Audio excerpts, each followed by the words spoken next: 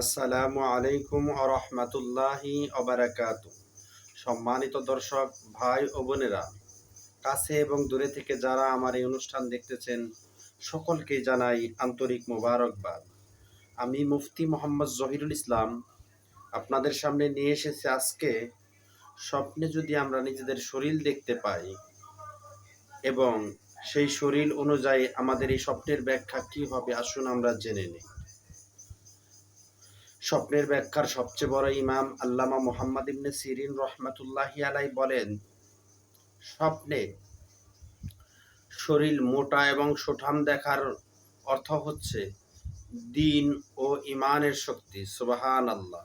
স্বপ্নে শরীর মোটা তাজা এবং শক্তিশালী দেখা, এটা ইমান এবং ইসলামের শক্তিশালী হবে বোঝায়। সুবহানাল্লাহ।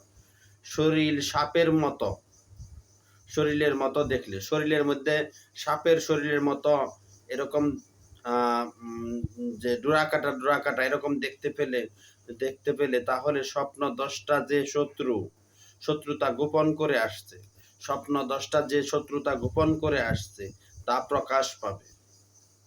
সে যে স্বপ্নে দেখেছে, সে যার সাথে শত্রুতা করত গোপনে গোপনে, সেটা প্রকাশ করে ফেলবে।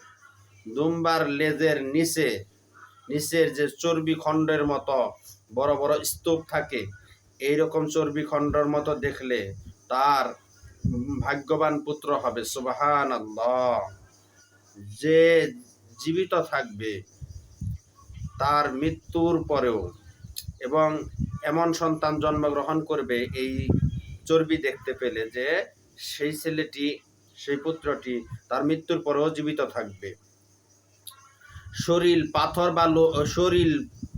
পাথর বা লোহার দেখলে, যদি শরীরের মধ্যে শরীর দেখতে পায় আমার প্রতি শরীর পাথরের হয়ে গেছে বা লোহার হয়ে গেছে, এরকম দেখতে পেলে তাহলে মনে করতে হবে সেই স্বপ্ন দশটা লোকটি এন্তেকাল করবে, মারা যাবে।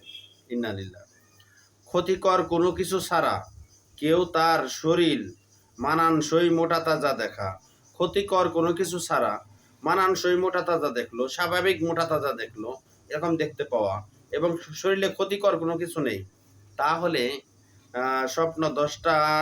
স্বপ্ন দশটা আর প্রতি আল্লাহ তাআলার নিয়ামত বেশি হওয়ার ইশারা। আল্লাহ তাআলা তার উপর নিয়ামতকে অনেক বেশি বাড়িয়ে দিবেন। আল্লাহ তাআলা আমাদের সকলকেই বোঝার তৌফিক দান করুক। আমিন।